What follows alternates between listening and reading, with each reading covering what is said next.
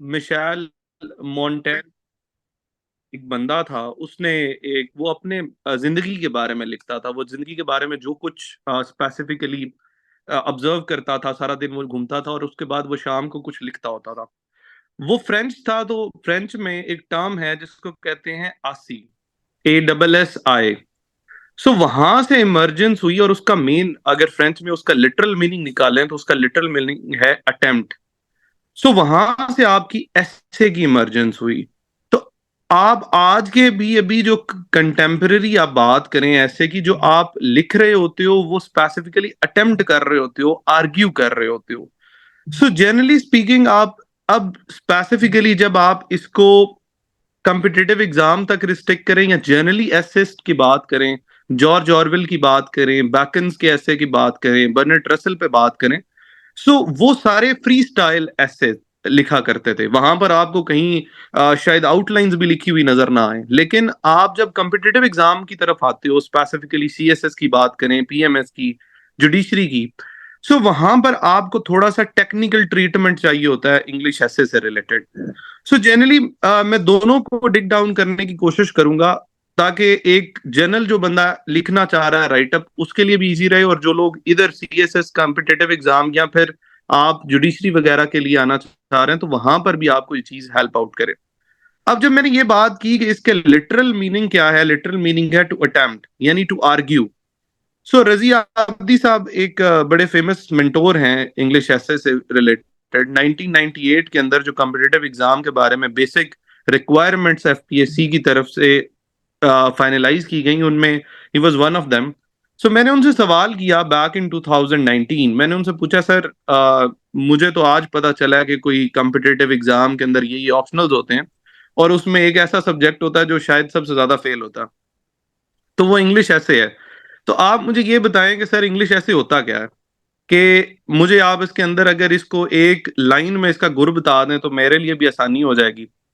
तो उन्होंने कहा कि इंग्लिश ऐसे या ऐसे लिखना ऐसे है जैसे आपके सामने एक बंदा बैठा हुआ है और आपने उसको एक बात साबित करनी है। और वो इसी तरह है कि मैं जैसे उनके सामने एक कप पड़ा हुआ था, उसमें जो है चाय थी, तो वो कहते हैं कि जी आप मुझे ये साबित करो कि इसके अंदर चाय है। तो अगर आपने मुझे साबित कर दिया तो इसका मतलब है कि आपने अपना स्टांस प्रूव कर दिया, और आपने वो जो अटेम्प्ट है, वो जो आर्ग्यूमेंट है, उसको प्रूव कर लिया। तो मैंने कहा सर ये तो बड़ा सिंपल सा काम है, इसमें तो मसला ही नहीं होना चाहिए। तो उन्होंने कहा इसी तरह है कि हम लोगों ने, अब मसला कहाँ पर पैदा होता है, मसला ये पैदा होता है कि हम डिस्पाइट द फैक्ट, जब हम ये एक्नॉलेज भी करते हैं कि इंग्लिश हमारी फर्स्ट लैंग्वेज नहीं है, हमारी मदर टंग भी नहीं है, सो हम क्या करने की कोशिश करते हैं, हम बहुत ज्यादा एक्स्ट्रा ऑर्डिनरी लिखने की कोशिश करते हैं। हमारा ये एक अजीब सी हमारे अंदर एक चीज आ चुकी है कि हमें लगता है कि यार हम जितनी मुश्किल वोकैबुलरी इस्तेमाल करेंगे शायद हमारा आर्ग्यूमेंट उतना स्ट्रांग होता चला जाएगा। आप अमूमन राइटअप्स देखें ना, आप कोई भी बुक्स, जो भी लोग बुक रीडिंग करते हैं या जो आर्टिकल रीडिंग करते हैं, जो लिखते हैं, आप पाकिस्तानी ऑथर्स को देखेंगे तो इनका राइटअप बड़ा, इनका एक्सप्रेशन बड़ा कम्प्लेक्स होगा, बड़ा मुश्किल होगा। लेकिन जैसे ही आप फॉरेन ऑथर्स की तरफ जाएंगे वो बड़ी सिंपल राइटअप के साथ आएंगे और उनकी बात के अंदर इम्पैक्ट ज्यादा होगा। बात मकसद ये है मेरे ख्याल से, जो राइटर है उसका मेन मकसद ये होना चाहिए जो रीडर है उसके साथ ना सिर्फ कनेक्ट कर पाए बल्कि उसकी बात को समझ भी पाए। वहां पर उसको अपनी अंग्रेजी से आपने इंप्रेस नहीं करना होता, आपने इंप्रेस करना होता है अपने आइडिया से। जब अगर आपका आइडिया वो अगला बंदा ना सिर्फ कंप्रीहेंड कर पाए बल्कि अंडरस्टैंड भी कर पाए, सो तो फिर आपका मेजर जो पर्पस हो जाता है। अब उसके बाद अगली बात ये आती है कि हमारे दिमागों में या डिफरेंट मार्केट के अंदर मिथ्स बहुत ज्यादा भरी हुई हैं। अब बड़ी मुश्किल या फ्लॉरी अंग्रेजी लिखना बुरी बात नहीं है, उसका गलत इस्तेमाल बुरी बात। हम क्या करते हैं कि हम डॉन का न्यूज़पेपर फॉर एग्जांपल पढ़ लिए, से हमने कुछ 10-12 हैवी वर्ड्स इस्तेमाल पकड़ लिए और उसके बाद हमने उसका इस्तेमाल करना शुरू कर दिया विदाउट ये जाने कि यार इसकी आइदर इसकी पॉजिटिव कॉनोटेशन है, आइदर इसकी नेगेटिव कॉनोटेशन है। सो हम पॉजिटिव कॉनोटेशंस को नेगेटिव कॉनोटेशंस में इस्तेमाल करते हैं। सो आप एग्जामिनर रिपोर्ट्स नेगेटिव एग्जाम की भी बात करें तो एग्जामिनर बारहा लिखता है कि जी स्टूडेंट्स जो हैं वो क्या करते हैं, जब वो शुरू करते हैं तो उन्होंने बर्नेट रसल बैकएंड के इंट्रोडक्शन रट्टा मारे होते हैं। तो जब वो पता चलता है कि वो इंट्रोडक्शन पूरा कर लेते हैं तो आगे बॉडी पैराग्राफ या आगे कंटेंट ऐसे का लिखना शुरू करते हैं। तो पता चलता है कि पत्तों का कोई बंदा है या मेरे जैसा मंडी बहाउद्दीन का कोई बंदा है जो आगे से लिखना शुरू हो गया। सो वो डायरेक्ट फ्रांस से या यूके से वो वापस आके इधर आपके पंजाब के अंदर या पाकिस्तान में बैठ जाता। आदिल, सो एक मिनट अपनी ठहरिएगा। आदिल, हम जी थोड़ा सर। सा इंटरेक्टिव करते हैं। मैं क्वेश्चन पूछता हूँ ताकि ना इसको हम आगे लेके जाएं। आपने बड़ी जी खूबसूरत सर। बात की, हम इसके जरा स्ट्रक्चर के ऊपर बात करते हैं। मैं अब थोड़े क्वेश्चन पूछता हूँ, let's it be more interactive. जी जी सर। अच्छा, मैं क्योंकि अंग्रेजी अदब का तालिब इल्म हूँ, तो मुझे ये आपकी बातें बड़ी अट्रैक्ट कर रही हैं कि अगर आप पाकिस्तानी राइटर को पढ़ें तो आपको डिक्शनरी रखनी पड़ेगी। अगर आप जिनकी ये लैंग्वेज है उनको पढ़ें तो you will love the flow, you will love the rhythm, you will love the taste. Simple sentences हैं, एक दूसरे को कंप्लीमेंट करते हैं और इस तरीके से आर्गुमेंट बिल्ड होता है। अब हम ऐसे से शुरू में आते हैं। अब हमने एक ऐसे शुरू करना है, और मैं मिसाल देता हूँ, हम पॉपुलेशन के ऊपर, हम पॉपुलेशन एक्सप्लोजन के ऊपर ना एक ऐसे लिखते हैं। एक हमने बड़ा आसान सा लिखा है जो एक सीएसएस का मुतलक है, क्योंकि इसमें फिगरेटिव राइटिंग है, यूफेमिस्टिक नहीं लिखा जाएगा, एक रिपोर्ट है बेसिकली। तो जो सबसे पहले हमने जब शुरू करना है, जो हमने थीसिस स्टेटमेंट देनी है या इंट्रोडक्शन देना है, तो उसमें जब हम पॉपुलेशन कंट्रोल की बात करेंगे तो फिर उसको कैसे उधर लिखेंगे? क्योंकि अब पॉपुलेशन कंट्रोल पाकिस्तान का मसला है, लेकिन दुनिया के बहुत सारे मुल्कों का ये मसला नहीं है। उधर तो उन्हें तो पॉपुलेशन चाहिए। अगर आप ईस्टर्न यूरोप में चले जाएं, पैसिफिक में चले जाएं, दे नीड पॉपुलेशन। हमें तो नहीं है, तो फिर इसमें यूनिवर्सैलिटी नहीं है, कंटेंशन है। तो अगर पॉपुलेशन कंट्रोल को इन कॉन्टेक्स्ट में अगर पाकिस्तान में लिखेंगे तो इसकी थीसिस स्टेटमेंट ये शुरू कहाँ से होना चाहिए? सर बिल्कुल आपने बड़ी पर्टिनेंट बात की। हमें सबसे पहले तो ये देखना पड़ेगा कि हमारा जो टॉपिक इन हैंड है वो है क्या, उसका स्कोप क्या है। सो स्पेसिफिकली अगर तो हमारा इस तरह का टॉपिक है जिसका स्कोप रिस्ट्रिक्टेड है टू द पाकिस्तान, तो फिर हमारा जो स्टार्टर है किसी भी ऐसे का वो उस हिसाब से होगा। सो मेरे ख्याल से मैं इसकी एग्जांपल इस तरह लेता हूं कि जब भी आप स्टार्ट करें आप एक ऐसी अटेंशन ग्रैबर से स्टार्ट करें कि रीडर की जो अटेंशन है वो आपकी तरफ अट्रैक्ट हो जाए, उसका दिल करे कि नहीं देयर इज समथिंग इंपॉर्टेंट और there is something interesting that is going to be written in this essay। So starter जो होता है वो हमेशा कभी भी there are different ways to start an essay। For example कुछ लोगों को आप देखें, कुछ एसेस जो हैं वो कोटेशन से स्टार्ट करते हैं। कुछ एसेस जो हैं वो एक अटेंशन ग्रैबर कोई ऐसा फैक्ट, अलार्मिंग फैक्ट इस्तेमाल करते हैं। कोई हाइपोथेटिकल स्टोरी जिसको आप एंसीडोट्स भी कहते हैं वहां से वो स्टार्ट करते हैं। तो आपका जो स्टार्ट है वो कुछ इस तरह से हो कि वो डायरेक्टली टॉपिक को ना हिट करे बट टॉपिक के अराउंड रोटेट करे। फॉर एग्जाम्पल आपने स्टार्ट एक जनरल स्टेटमेंट से करना है और देन आपने अपने टॉपिक की तरफ आना है। उसकी सबसे अच्छी एग्जाम्पल ये होती है कि फॉर एग्जाम्पल आज आपने एक अपने दोस्त से पैसे मांगने हैं, तो आप उसके कॉल करते हैं, तो कॉल करके डायरेक्ट उसे ये नहीं कहते कि हाँ जी मुझे इतने पैसे चाहिए या मुझे लाख रुपया चाहिए, मुझे 2 लाख रुपया चाहिए। वो आपको फोन उधर ही बंद कर देगा। आप पहले हाल चाल उससे पूछोगे, थोड़ी सी बात को रोटेट करोगे, देन अपनी पॉइंट पे आओगे। सो मेरे ख्याल से ऐसे एक अच्छा स्टार्ट तब होता है जब आप उसको अटेंशन ग्रैब करो और देन आप उसकी जो हिट्स द बुल आई वाला कॉन्सेप्ट है आप फिर उसकी तरफ आओ। सो एक अच्छा अटेंशन ग्रैबर मेरे ख्याल से एक ऐसे का स्टार्ट होना चाहिए। अच्छा, अगर हम पॉपुलेशन की बात करें तो फिर we can write in the start के कि ये मल्टी डायमेंशनल इसका स्कोप है, और इसको स्पेसिफिकली डिफरेंट व्यू पे देखना चाहिए, and we are talking specifically about Pakistan. अच्छा, अगर अब हम पाकिस्तान की बात करेंगे तो मैं जब हम लिखते हैं तो बहुत सारे लोगों से हमारी डिस्कशन होती है कि जब भी आपने लिखना है आपने सब्जेक्टिवली नहीं लिखना। सब्जेक्टिवली आपने आखिर में जाके लिखना है, when you have your own reliances. अभी तो आपने दूसरे का रिलाय लेना है। तो when you start your article या ऐसे या जो भी आप उसको कह लें, तो उसमें जो स्कोप है वो बहुत इंपॉर्टेंट होता है। सबसे पहले आपने उसका लीगल स्कोप देखना है। ऑलवेज राइट इस तरह के ऐसे जो डिस्क्रिप्टिव नहीं है, लीगल।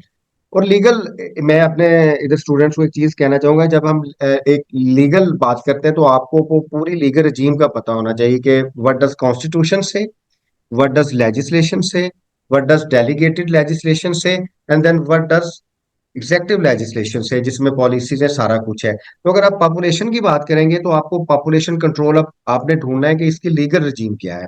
कॉन्स्टिट्यूशनली ये किधर जाएगा, ये सब्जेक्ट किसका है, इसको इसकी ऑर्गेनाइजेशन कैसे होती है।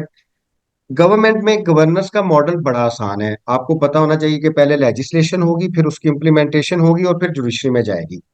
अब हम अगर पॉपुलेशन का लिखें तो हम ये लिखेंगे कि ये 18th अमेंडमेंट के बाद जो है वो प्रोविंशियल मैटर है, प्रोविंशियल डिपार्टमेंट्स हैं उसको इम्प्लीमेंट करने की, उस लेजिस्लेशन को जो प्रोविंशियल असेंबली करेगी।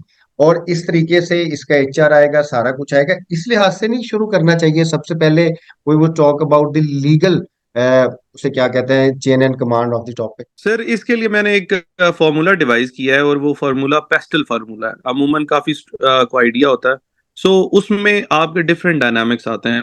No doubt legal is one of the aspect of it, but वो आपके पास एक डिस्क्रिशन एग्जिस्ट करती है। For example PESTEL formula stands for कि पी से पॉलिटिकल, ई से economic, S for social, T for technological, E for environmental, A for administrative and L for legal. So आपकी ये मेजर डोमेन्स हो सकती हैं। पॉपुलेशन की अगर आप बात करें तो आप इन, फॉर एग्जांपल आप पॉपुलेशन एक्सप्लोजन के कॉजेज पे बात कर रहे हैं, लेट्स से। सो आप जब उनके कॉजेज पे बात करते हैं या उनके इवन स्ट्रैटेजीज पे बात करते हैं कि यार हमने जो पॉपुलेशन है, ग्रोथ है उसको, या एक्सप्लोजन है अनचेक्ड है, इसको हमने रोकना कैसे है। सो आप देखें कि एडमिनिस्ट्रेटिव मेजर्स भी आपको चाहिए, कुछ लीगल मेजर्स भी चाहिए, कुछ पॉलिटिकल मेजर्स चाहिए, कुछ सोशल मेजर्स चाहिए। सो आपका ये जो पेस्टल फार्मूला है, इस तरह के जो जनरल टॉपिक्स हैं उनको कवर अप करने के लिए बड़ा अच्छा एक मुफीद साबित हो सकता है। सो दैट कि आप वो जो डिमांड की जाती है कंप्रीहेंसिवनेस आपसे, कि जब भी आप किसी टॉपिक को पकड़ें तो आप उसके कंप्रीहेंसिवली उसको कैटर करें। और मेरे ख्याल से अगर आप इन सारी डोमेन्स में स्ट्रैटेजीज प्रेजेंट कर जाते हैं, आपका कोई भी राइटअप है, तो आप सारी बात जस्टिफाई कर जाते हैं। लेकिन हम आगे बढ़ते हैं। अब हमारा ना एक थीसिस स्टेटमेंट हो गई, हमारे एक दो पैराग्राफ्स बन गए। अभी हम आउटलाइंस नहीं बना रहे क्योंकि that that specifically theatre, PMS और सीएसएस ऐसे नीड्स, हम एक जनरली बात कर रहे हैं। आपने इंट्रोड्यूस कर दिया अपने आप को, थीसिस स्टेटमेंट दे दी कि अब आप you are going to write about that. अब आपने फिर अपना आर्गुमेंट जो है उसको कंस्ट्रक्ट करना शुरू करना है। मैंने आपका एक आर्गुमेंट है, आप उसको कंस्ट्रक्ट करेंगे, फिर कंपैरेटिव एनालिसिस करवाएंगे, फिर उसको पीक पे लेके जाएंगे, आखिर में रिकमेंडेशन देंगे। और आपका हर फिक्रा नॉट लिंग्विस्टिकली, अब अपने मेजर के लिहाज से वो एक रिलायंस रूल लेगा। तो आपके ख्याल में जब हम रिलायंस लेते हैं, मीन्स कि जब अगर हमने कोई जजमेंट्स लिखनी है, हम दूसरी जजमेंट्स का हवाला देंगे, हम बुक्स का हवाला देंगे, हम रिपोर्ट्स का हवाला देंगे, हम सर्वेस का हवाला देंगे। तो ये जो रिलायंस होता है हमारे ऐसे में, ये कितना इंपॉर्टेंट होता सर मेरे ख्याल से आपकी बात के अंदर जो वुकत है, उसके अंदर जो बेसिक स्ट्रेंथ है आपके आर्ग्यूमेंट के अंदर, वो आपका एविडेंस डालता है।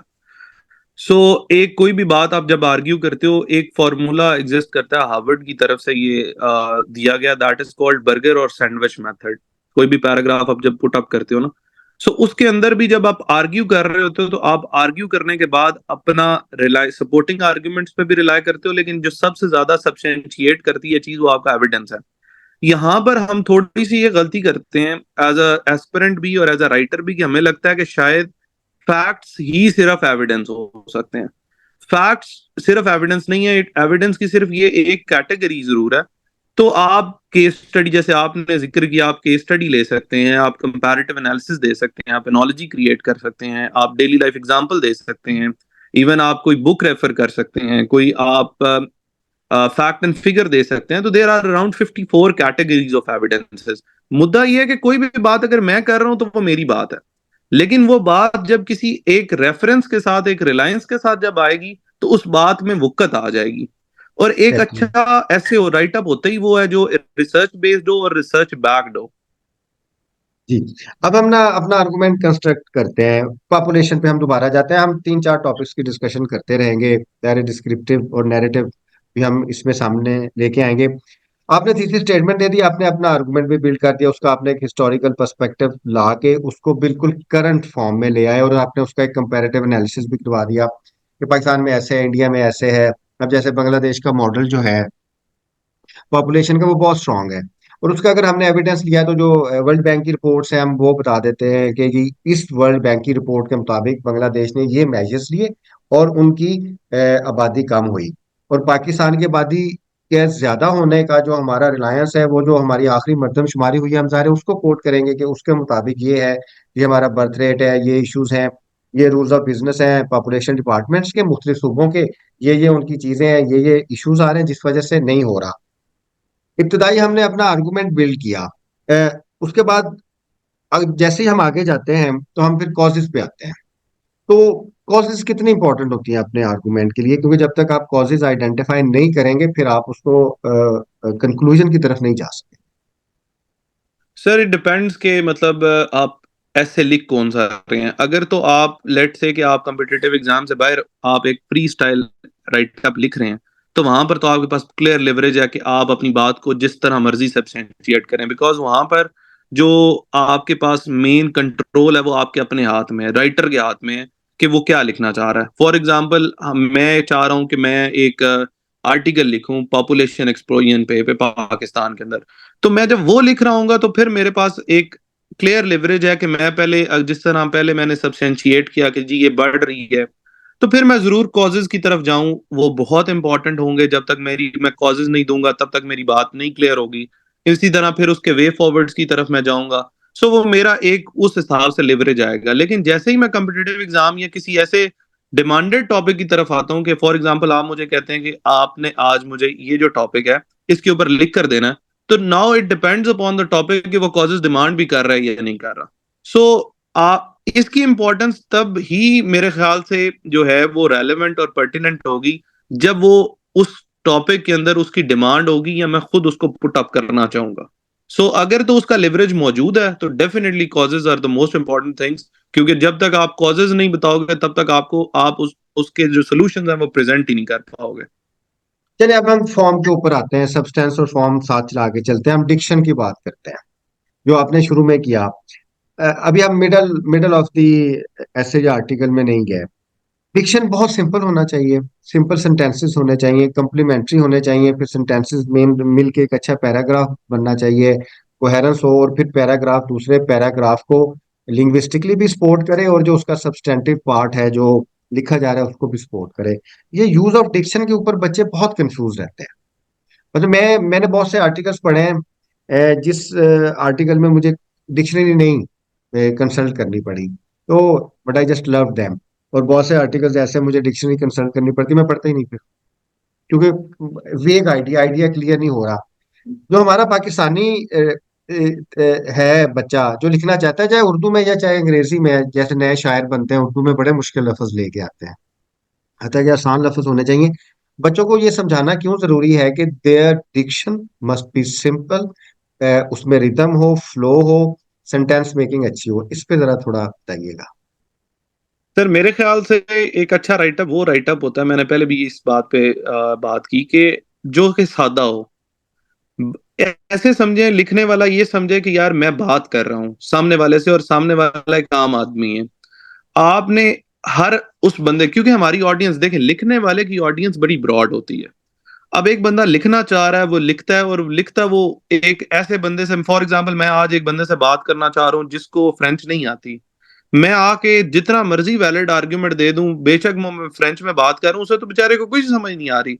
इन द सिमिलर वे मैं आज उर्दू में बात अभी कर रहा हूँ आसान अल्फाज में, हम एक दूसरे से गपशप लगा रहे हैं, गाइडेंस की बात हो रही है, तो सबको समझ आ रही है। इधर मुझे तो लखनवी नहीं आती, लेकिन अगर कोई लखनवी उर्दू में बात करना शुरू कर दे तो मेरे ख्याल से आधी बातें उस बेचारे बाकी लोगों को, शायद हमें आपस में ना बातों को समझ आए। इंग्लिश भी इसी तरह है, जब आप लिख रहे हैं तो सादा अल्फाज में लिखें, इतने सादा अल्फाज में लिखें कि यार अगले बंदे को आपकी बात क्लियर हो जाए कि यार मैं ये बात करना चाह रहा हूँ, ये मेरे एविडेंसेस हैं। और मेरे ख्याल से brevity is the soul of wit, और उसी तरह जो सिंप्लिसिटी है वो बड़ी अच्छी लगती है और अट्रैक्टिव भी लगती है।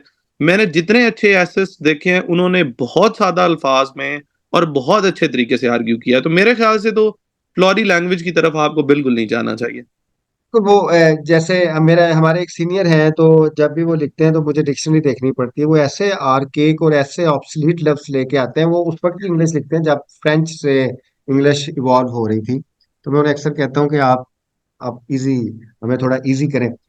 सिंपल लैंग्वेज है लेकिन स्टाइलिंग भी बहुत ज्यादा जरूरी है, उसमें रिथम होना चाहिए, फ्लो होना चाहिए, पोइटिक जस्टिस देना है अपने अपने लिंग्विस्टिक एक्सप्रेशन को।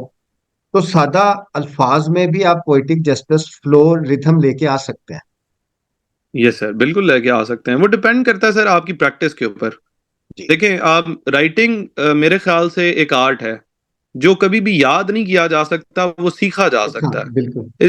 इट जस्ट लाइक यार, एक छोटा सा बच्चा है, वो पहले क्रॉल करना सीखता है, लेकिन आहिस्ता आहिस्ता वो जब चलना सीखता है तो वो पहले उसे सहारे की जरूरत होती है। कभी वो उंगली पकड़ता है, तो कभी किसी चेयर के साथ खड़ा होता है, लेकिन एक टाइम आता है वो आहिस्ता आहिस्ता गिरता जरूर है, लेकिन वो सीख जाता है।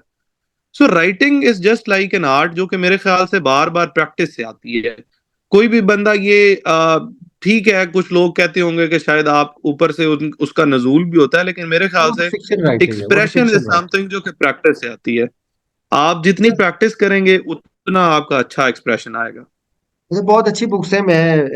एक पोइटिक्स बहुत अच्छी बुक है अरिस्टोटल की, उसमें उन्होंने इमिटेशन और क्रिएशन की बात की है। उन्होंने कहा है कि जो इमिटेशन है वो जितनी भी अच्छी हो वो क्रिएशन से बेहतर नहीं हो सकती। Even the worst form of creation is far superior to that of बिल्कुल सर, इमिटेशन। बिल्कुल ऐसे अच्छा, और जो आपकी क्रिएशन है उसकी फाउंडेशन आपकी इमेजिनेशन है। जाहिर है इमेजिनेशन में आपका वो सीन अनसीन जितना भी एविडेंस है वो आता है। तो जब आप लिखते हैं, क्योंकि आपने प्रैक्टिस करनी है, तो जब आप प्रैक्टिस करते हैं तो एक तरफ फैक्चुअल डिस्पोजिशन तो आपके आर्टिकल में आएगी, तो जो आपकी एक इमेजिनेशन है, आपकी लिंग्विस्टिक इमेजिनेशन और फिर आपकी सब्सटेंटिव इमेजिनेशन, जो आपके आइडियाज को सिमरीज की सूरत में, कंपैरिजंस की सूरत में, यूफेमिज्म की सूरत में आएगी, वो भी बड़ी इंपॉर्टेंट है प्रैक्टिस करना। बिल्कुल सर, वो बड़ी मशहूर कहावत भी है ना कि imagination is more important than knowledge. So वो हम्म। आपकी इमेजिनेशन इज समथिंग मेरे ख्याल से जो कि चीजों को बहुत क्रिएटिव बनाती है, और उसके लिए ब्रेनस्टॉर्म करना बड़ा जरूरी है। आप अगर कोई भी बंदा इनिशियल फेज में है जो कि अभी लिखना चाह रहा है, तो वो ब्रेनस्टॉर्म करे। Brainstorming is just like to take a particular topic और उसके ऊपर रैंडम आइडियाज को रिफ्लेक्ट करवाए कि आपके जहन में क्या आइडियाज आ रहे हैं। देखिए, पहले दिन तो कभी भी किसी ने इस तरह नहीं किया होगा कि उसके पास जो है वो हजारों आइडियाज आ जाएं, बट आप अगर खाली दिमाग के साथ बैठेंगे तो मेरे ख्याल से फिर भी आइडियाज नहीं आएंगे, फिर इमेजिनेशन किसी काम की नहीं है। लेकिन आपको कुछ साथ साथ, क्योंकि अपना नॉलेज बेस भी बढ़ानी पड़ेगी, रीडिंग जैसे आगे यहाँ पर बात हो रही थी, reading is very important thing. आप, मेरे ख्याल से रीडिंग के साथ एक और चीज ऐड ऑन करनी चाहिए, और वो है डिस्कशन। आप अपने से थोड़ा सा बड़े एज ग्रुप के साथ डिस्कशन करें, आप अपनी सोसाइटी में लोगों के साथ इम्पोर्टेंट। डिस्कशन करें। सो वो इतनी इंपॉर्टेंट है कि आपको शायद इन किताबों से ज्यादा चीजों को सीखने को मिलेगा। पहले शायद मुझे भी यही लगता था कि ये जी सिर्फ कहावतें होती हैं हमें बस, कि जी बड़ी जनरेशन के साथ बैठे। लेकिन आपको सोसाइटी के बारे में पर्सपेक्टिव, डिफरेंट पर्सपेक्टिव आपको इस तरह के मिलेंगे कि you can not even imagine कि आपका पीयर ग्रुप तो उस तरह सोचते ही नहीं है। आपसे जो पिछली जनरेशन है और आगे आने वाली जनरेशन है, मेरे ख्याल से आपकी क्रिएटिविटी में इन दोनों के साथ डिस्कशन आपकी क्रिएटिविटी में बड़ा अहम किरदार अदा करती हैं। चलिए, अब हम फिर दोबारा स्ट्रक्चर की तरफ बात करते हैं। हम ऐसे अब हम जो हमारे CSS या PMS के या जो दूसरे स्टूडेंट्स हैं उनकी बात करते हैं। अच्छा, अगर मैंने आर्टिकल लिखना है तो I have the time, I have the resources, मैं अपने मूड से लिख दूंगा। सारा कुछ, मैंने एक आर्टिकल लिखा था, वन मस्ट डाई एम्प्टी, वो बड़ा पढ़ाया भी गया यस। मुझे उस जगह पे। तो उसका बेसिक आइडिया ये था कि before you die must sure you die empty. वो मेरा आइडिया नहीं था, एक बुक से मैंने लिया था, लेकिन फिर मैंने उसको अपने कॉन्टेक्स्ट में छोटा सा क्या है ये? आर्टिकल लिखा था कि इसका वो है बड़ा ये इंपॉर्टेंट है। कार्यक्रम। लेकिन जब और आप ये है बात आपका करते हैं, पेपर। जब आप बात करते हैं दूसरे लिहाज से, अब बच्चों ने, मैं अगर इम्तिहान में बैठा हूँ, मेरे पास 3 घंटे हैं। अगर मैं पाकिस्तान अफेयर्स का पेपर दे रहा हूँ या इंटरनेशनल रिलेशंस का दे रहा हूँ, मेरे पास एक क्वेश्चन के 35 मिनट्स है। तो मेरी फिर जो रिटर्न कैपेसिटी है वो बहुत ज्यादा होनी चाहिए। मैं जितना अच्छा लिखूं, मैं जितना मर्जी अच्छा बोलूं, मेरे पास जितना मर्जी नॉलेज हो, that is only limited to my writing skills. तो इसके ऊपर जरा आप तलबा और जो हमारे स्टूडेंट्स हैं उनको बताइएगा कि प्रैक्टिस क्यों बहुत ज्यादा जरूरी है, कि वो 35 मिनट में या 3 आवर्स में अपना आर्गुमेंट कंप्लीट करें। सर, जब मैंने प्रिपरेशन स्टार्ट की थी तो मुझे भी किसी अजीज ने ये कहा था कि यार प्रिपरेशन आपकी ना राइटिंग प्रैक्टिस बड़ी जरूरी है। सो मैंने थोड़ा उसको ज्यादा सीरियस ले लिया, तो मैंने total of 170 to 180 mocks attempt किए थे, जो फुल 3 आवर्स के पेपर्स होते हैं। वो उसका मुझे फायदा ये हुआ, मैं अपनी केस स्टडी इसलिए ले रहा हूँ कि ये चीजें जरा रेलेवेंट हो जाती हैं। मुझे एक टीचर कहते थे कि यार CSS PMS की तैयारी का अगर आपने चेक करना हो ना कि आपकी कितनी तैयारी है, तो पेपर में अगर आपको 3 4 सवाल कर रहे होते हैं तो 3 अगर बहुत अच्छे आते हैं और चौथा आपको हल्का फुल्का आता है ना, तो समझ लें कि आपकी तैयारी बहुत अच्छी है। मैंने CSS की 2 अटेम्प्ट दी, एक PMS की अटेम्प्ट दी, और जिसमें से 2 तो मेरी क्लियर हैं, और एक में मैं एक सब्जेक्ट में फ्लांक किया। Despite the fact sir 36 papers के अंदर there was not a single question जो मैंने पहले से अटेम्प्ट नहीं किया हुआ। और एक तो ये फायदा हो जाता है जो लोग कॉम्पिटिटिव एग्जाम दे रहे हैं। दूसरा फायदा ये हो जाता है कि अगर लेट से आपको कोई ऐसा टॉपिक भी आ भी जाता है, कोई ऐसा क्वेश्चन आ भी जाता है जो आपको पहले से नहीं आता, तो आपकी आदत बन जाती है ब्रेनस्टॉर्मिंग करने की, आपकी आदत बन जाती है उसको अटेम्प्ट करने की। और नंबर 3 जो मोस्ट इंपॉर्टेंट चीज, there is a muscle memory.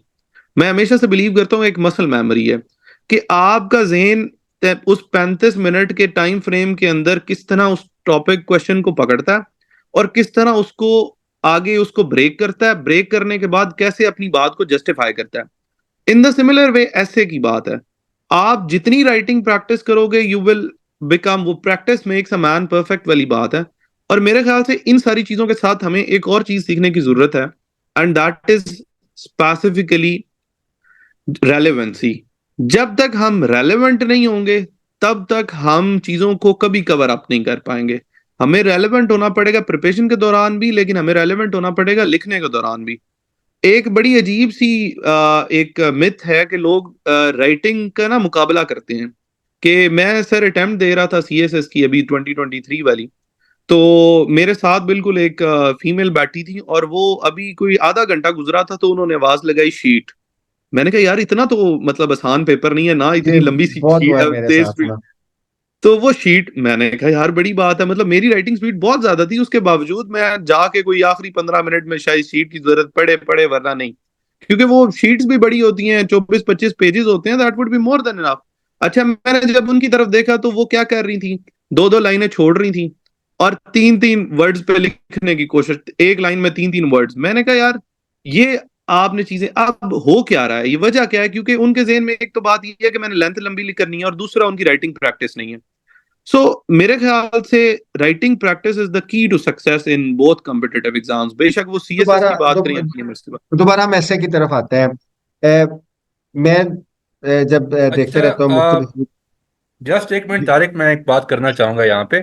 Ji ji ji want to interrupt. जी मैंने जी, ना आप बात। पेपर अटेम्प्ट करने के लिए एक एक थ्योरी है, इसके ऊपर बहुत रिसर्च हुई, वो है work of your subconscious mind. तो सबकॉन्शियस माइंड जो आपका है, वो कैसे आपने और आपका जो डेटा है ना मेमोरी का, जो आपका मेंटल पावर है, वो आपका जो कॉन्शियस माइंड है वो सिर्फ 1 या 2% है मेरे हिसाब से। और आपका 95+% जो डेटा होता है वो आपकी हार्ड ड्राइव में, जिसको हम सब कॉन्शियस माइंड कहते हैं, वहां पे होता है।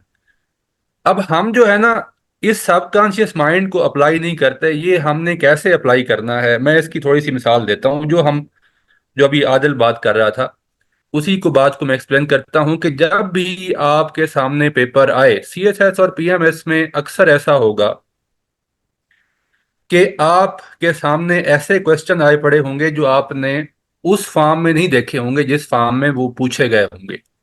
मैं इसकी मिसाल देता हूं कि आपसे पूछा जाएगा, आपने तैयारी तो की होगी ज़कात के मसारिफ क्या हैं, ज़कात के बारे में कुरान पाक में कहा क्या कहा गया, लेकिन जो सवाल आया वो ये आएगा कि ज़कात का निज़ाम होने के बावजूद मुस्लिम उम्मा में गुर्बत क्यों है।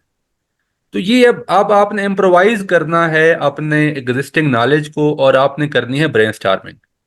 तो इसके ऊपर मेरा जो एक था वो ये था कि जब भी पेपर आपका 180 मिनट्स होते हैं आपके पास पेपर में, तो इन 180 मिनट्स को आप करेंगे इस्तेमाल। 30 मिनट्स जो मिनट्स हैं वो तो चले गए एमसीक्यूज के लिए। तो अब आपके पास बचते हैं पीछे, अ, अब आपके पास बचते हैं 150 मिनट्स। अच्छा, 150 मिनट्स में आई रिकमेंड यू कि आप सब लोग पेपर करते हुए 20 मिनट रख दें रिवीजन के लिए। पीछे बचते हैं 130 मिनट। 130 मिनट में 10 मिनट आप ब्रेन स्टार्मिंग पे लगाएं। अच्छा, ब्रेन स्टार्मिंग किसकी? कि आपके सामने सब्जेक्टिव पोर्शन की आम तौर पे 7 या 8 क्वेश्चन पड़े होते हैं।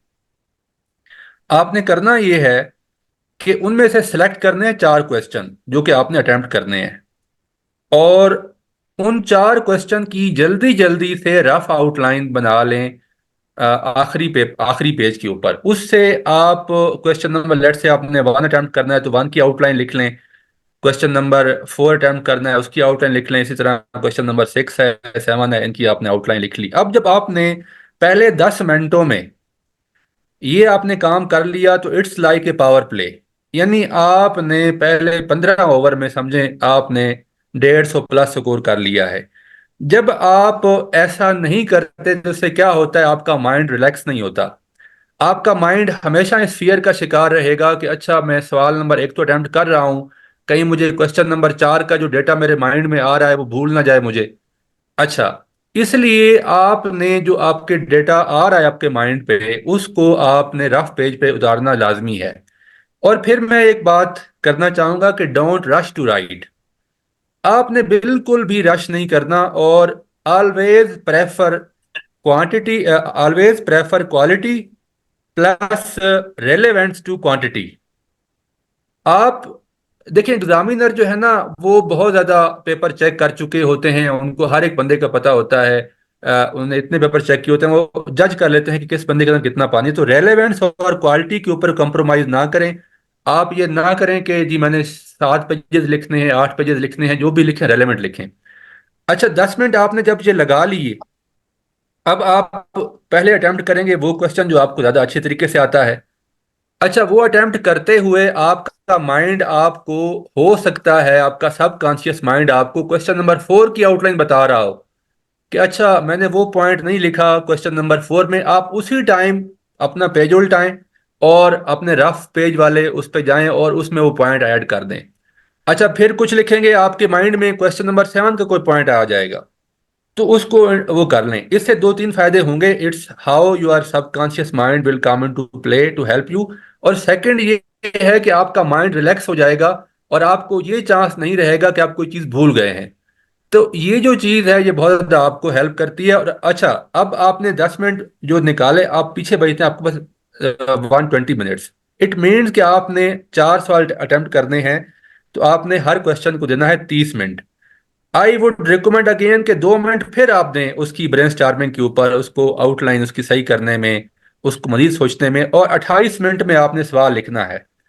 अच्छा, इससे ये होगा कि आम तौर पे जनरली मेरा एक्सपीरियंस ये है कि पहला सवाल, चूंकि हम पेस नहीं पकड़ते, पहला शुरू शुरू में पहला सवाल हमारा 35 से 37-38 मिनट ले जाता है। तो पहला जो क्वेश्चन है वो आम तौर पे अलॉटेड टाइम से ज़्यादा टाइम लेता है। दूसरे क्वेश्चन में आप थोड़ा सा पेस पकड़ते हैं, तीसरे में पकड़ते हैं। अच्छा, होते होते हो सकता है कि आप 120 मिनट की बजाय आप 5 मिनट, 125 मिनट लगा लें, 130 मिनट लगा लें। इससे ये होगा कि जो आपने आखिरी 20 मिनट रिवीजन के लिए रखे होंगे वो आपको कुशन फराम करेंगे कि आपने 20 मिनट रखे थे, वो उसमें से आपने अगर 4-5 मिनट एक्स्ट्रा ले लिए तो अब आपको 15 मिनट बचे हैं। दिस इज हाउ आपने करना है। और कभी भी पेपर सामने आए तो रश नहीं करना राइटिंग की तरफ, और कभी भी सफ़े या शीटें भरने की कोई ज़रूरत नहीं है। आपने क्वांटिटी के ऊपर बिल्कुल नहीं जाना, क्वालिटी और रेलेवेंस। और एक और बात मैं ऐड करना चाहूँगा राइटिंग के हवाले से कि writing should come naturally to you. यानी कि आप इसमें ना लिखते रहें, प्रैक्टिस करते रहें, आपके एक्सप्रेशन भी खुद बन जाएंगे।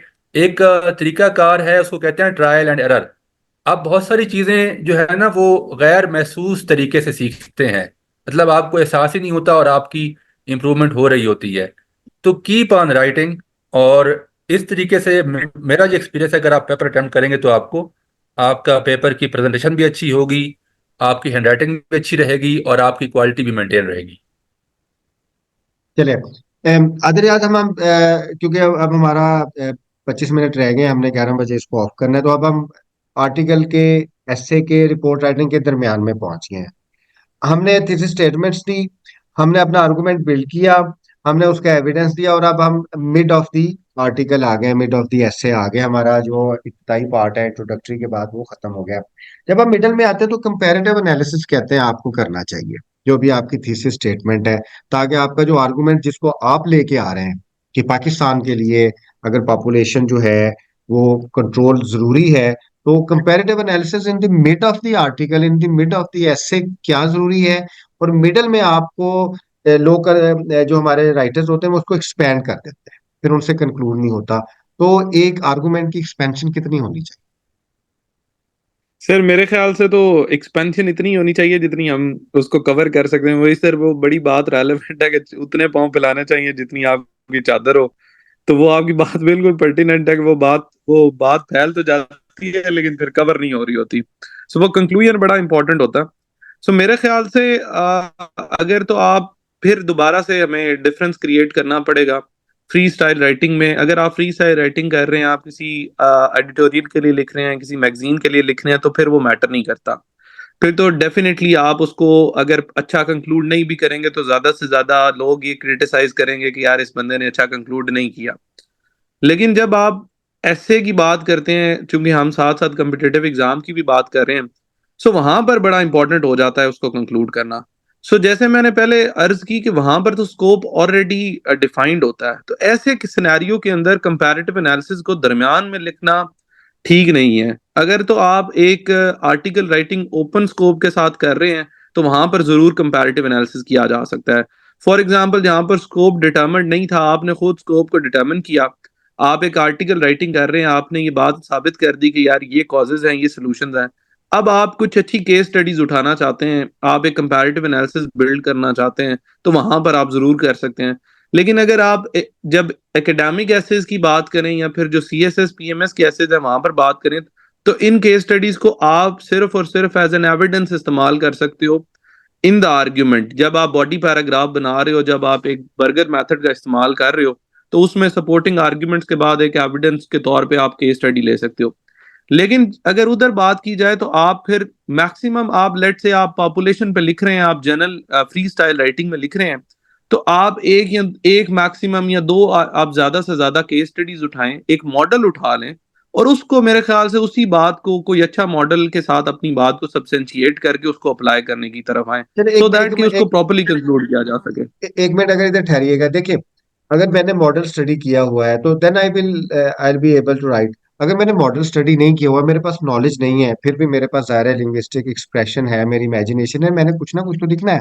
ज़ाहिर है आपके आपकी जो एक्सपेंशन ऑफ स्टडी है वो लिमिटेड रहेगी ना, आप इतने ज्यादा आप जा नहीं सकते। तो जो एक लिमिटेड आपका एविडेंस है, लेकिन आपकी राइटिंग स्किल्स थोड़ी सी क्रिएटिव है, उनको मिला के at in the centre of article writing या ऐसे राइटिंग, आपको क्या करना चाहिए कि आप कंक्लूजन की तरफ बेहतर तरीके से चले जाए सर विद वही लिमिटेड फिर वही नॉलेज। बात है कि देखें, अगर आप उसको स्कोप उतना रखें जितने, मेरे ख्याल से आपको रीडर को और एग्जामिनर को दोनों को दाव नहीं लगाना चाहिए।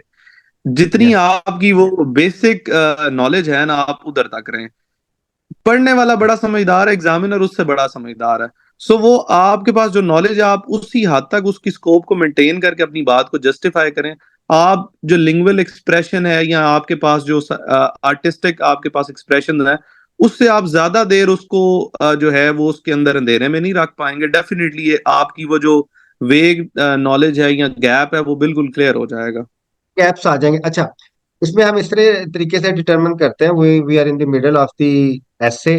तो जो हमारी लिंग्विस्टिक एक्सप्रेशन की कमांड है, हमें उसके अंदर रहना चाहिए। उससे अगर बाहर निकलेंगे तो जो राइटर है वो जो एग्जामिनर है वो ज्यादा बेहतर जानता है, और उसके पास टाइम भी है।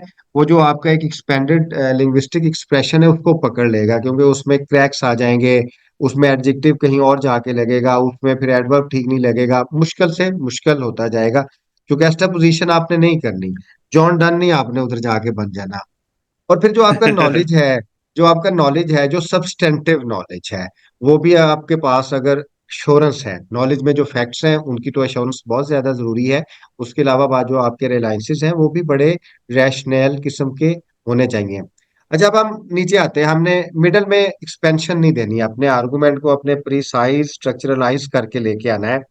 जब हम मिडल से अब हम कंक्लूजन की तरफ जा रहे हैं, आखिरी हमारे पास 1 घंटा रह गया, अगर 3 आवर्स हैं, तो उस वक्त हमें कौन सी टेक्निक्स रखनी चाहिए, और हमारा जो पीछे एक आर्गुमेंट आ रहा है उसको हम किस तरीके से जाके फाइनलाइज करें।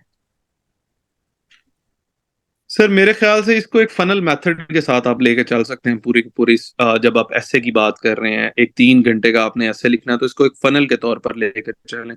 आप जब स्टार्ट कर रहे हैं तो आप एक जनरल से स्पेसिफिक की तरफ आ रहे हैं, तो जब आपकी पूरी की बॉडी है वो आपने बिल्कुल एज अ लेडर उसकी बेस बनाई है, तो अगेन जब आप दोबारा से कंक्लूजन की तरफ आ रहे हैं तो आप उसको दोबारा से ओपन करने की तरफ जाएं। अगर मैं जस्ट इसको रैप अप करूं चीजों को, तो आपने अगर ऐसे जो है एक सिंपल जो स्ट्रक्चर है ऐसे का, आपने एक जनरल स्टेटमेंट से शुरू किया था, आपने उसको स्पेसिफिक स्टेटमेंट के साथ आप आगे आए, उसके बाद आपने लाइन ऑफ आर्ग्यूमेंट्स को बिल्ड किया, और उसके बाद आपने थीसिस स्टेटमेंट दी, आपने अपने body paragraphs one by one लिखे, उनके दरमियान एक प्रॉपर कोहेजन लेकर आए, और अब आप जब आप कंक्लूड करने जा रहे हैं तो अगेन आप पैराफ्रेज फॉर्म में अपनी थीसिस स्टेटमेंट को आपने रीइंस्टेट करने के बाद अगेन अपने आर्ग्यूमेंट जो लाइन ऑफ आर्ग्यूमेंट को देने के बाद आप एंड जो करेंगे वो आप एक ऑप्टिमिस्टिक स्टेटमेंट पे कर सकते हैं, आप एक होप नोट पे कर सकते हैं, जिसको आप कहते हो कि जी ठीक है जी, फॉर एग्जांपल आप पॉपुलेशन एक्सप्लोजन पे आपने बात की, आपने कहा कि तो जी यही तो ये ठहरिएगा, कॉजेज है, ये कॉन्सिक्वेंसेज है। ये यही तो ठहरिएगा population explosion in the context of Pakistan. हमने अपने आर्गुमेंट में ये स्टेब्लिश कर दिया कि this is the issue, these are the causes, success models ये हैं और ये हमारे फेलियर्स हैं। और हमने ये आर्गुमेंट बिल्ड करने के बाद ये साबित कर दिया कि पाकिस्तान को पॉपुलेशन एक्सप्लोजन को रोकना चाहिए। अब जाहिर है हमने डिफरेंट स्ट्रेटजीज देनी है, हमने उसकी डिफरेंट रिकमेंडेशंस देनी है। तो when you are going to conclude your argument, तो आपने अब बहुत स्पेसिफिक उसकी रिकमेंडेशन देनी है, यस उसमें आप जनरलाइज नहीं कर सकते चीजों को और आपने एक्सपैंड नहीं करना, आपने उसको कंक्लूड करना है। तो कंक्लूजन्स में कौन कौन से पर्सपेक्टिव्स देखने चाहिए? आप यहाँ पे चाहे आपका जो भी रिपोर्ट राइटिंग है, जो भी एसे है, जो भी इंफॉर्मेटिव एसेज हैं, वो एक जैसे हो जाएंगे सिवाय फिक्शनल राइटिंग के। सर, इसके अंदर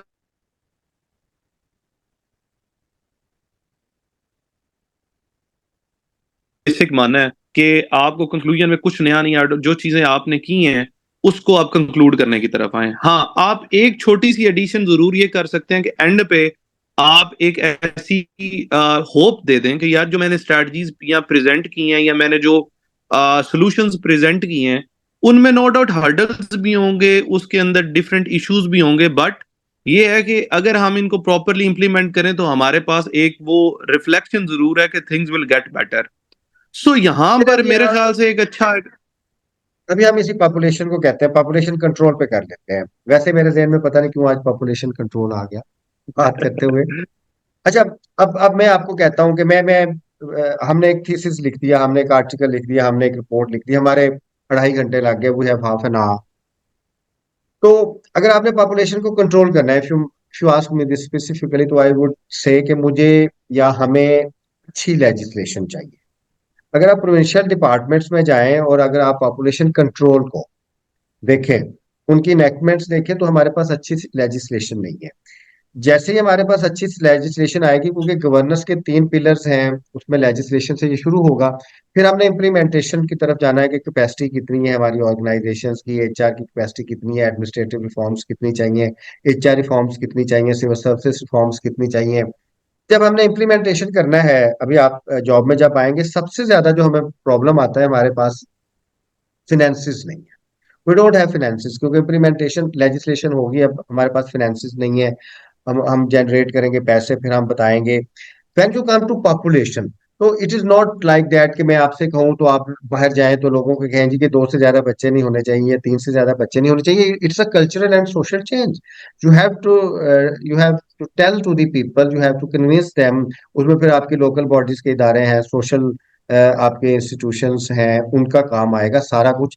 तो इस तरीके से कंक्लूजन में आपने पूरा प्लान नहीं देना होता कि अगर ये होगा, इस तरीके से होगा, पॉलिटिकल सोशल कल्चरल विल होगी, एडमिनिस्ट्रेटिव उसे क्या कहते हैं कैपेसिटी होगी, तो तभी जाके ये मसला हल कर दिया जाएगा। क्योंकि पाकिस्तान में ये स्टेब्लिश्ड है, बहुत सारे थिंक टैंक्स, बहुत सारी रिपोर्ट्स हैं कि पाकिस्तान 2.1 पॉपुलेशन के साथ आगे नहीं बढ़ सकता।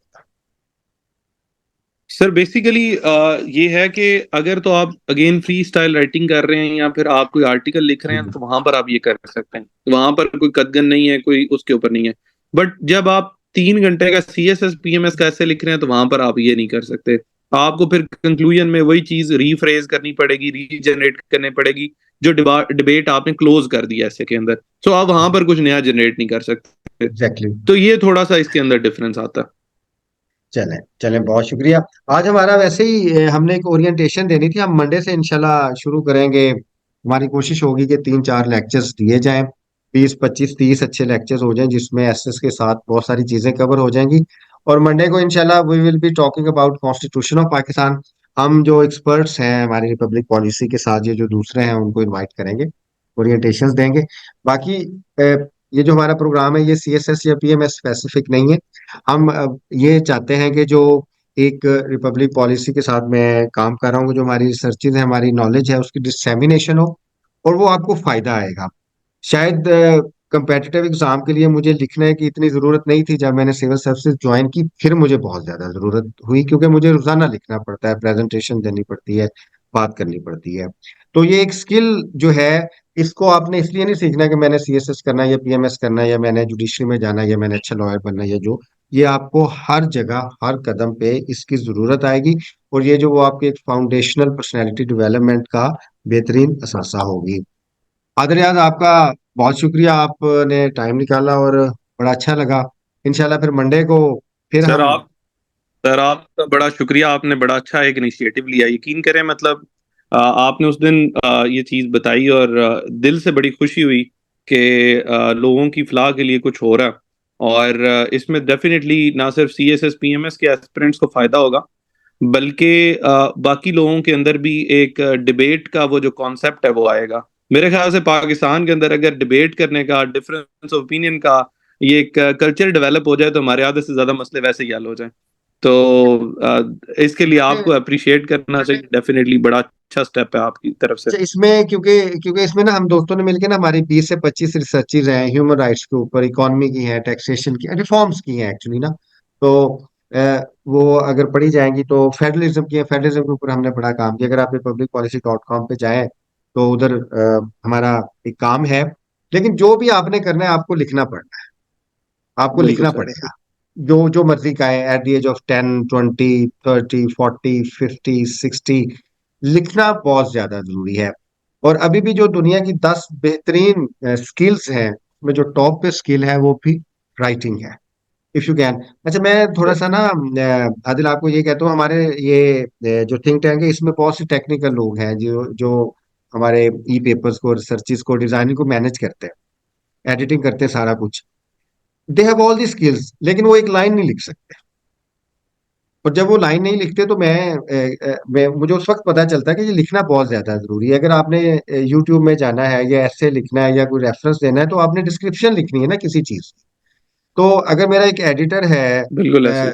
जो हमारे साथ एडिटर्स हैं, बड़े पढ़े लिखे हैं, बड़े कमाल का काम करते हैं, अगर अगर वो डिस्क्रिप्शन नहीं लिख सकते तो इट मीन्स कि राइटिंग बहुत ही ज्यादा इंपॉर्टेंट है। हमारी तरफ से कोशिश है कि क्वालिटी जो है इंशाल्लाह इसकी बहुत अच्छी रहेगी। हम एक्सपर्ट्स हायर करते रहेंगे और मंडे को इंशाल्लाह हम कॉन्स्टिट्यूशन ऑफ पाकिस्तान से बात करेंगे। कॉन्स्टिट्यूशन ऑफ पाकिस्तान की अगर आपको समझ आ जाए तो आपके लिए बहुत ही ज्यादा चीजें आसान हो जाएंगी, कम से कम गवर्नेंस के लिहाज से। मैं आखिर में ये बात कहूंगा, अगर आप कॉन्स्टिट्यूशन ऑफ पाकिस्तान देखें तो उसका पहला जो आर्टिकल का पहला लफ्ज है the Republic and it's territory, वो रिपब्लिक से ही हमारा थिंक टैंक है, रिपब्लिक पॉलिसी। एक रिपब्लिक के लफ्ज को समझने के लिए, एक कॉन्सेप्ट को समझने के लिए आपको पढ़ना पड़ेगा। अगर आप सिर्फ रिपब्लिक के कॉन्सेप्ट को समझ आए तो एक नॉलेज का जो है एक बहुत बड़ा मेन हो जाएगा। आपका बहुत शुक्रिया। हमारी कोशिश है कि जो हमारे पास एक लिमिटेड नॉलेज है दोस्तों को, हम काफी दोस्त इधर आते रहेंगे, वो आपके साथ शेयर करते रहेंगे। आप हमें अपना फीडबैक जरूर दें ताकि जो आपकी जरूरियात भी हैं उसके मुताबिक भी हम चीजों को थोड़ा करते रहें। आज हमारा एक ओरिएंटेशन थी। आपका बहुत शुक्रिया। अल्लाह हाफिज।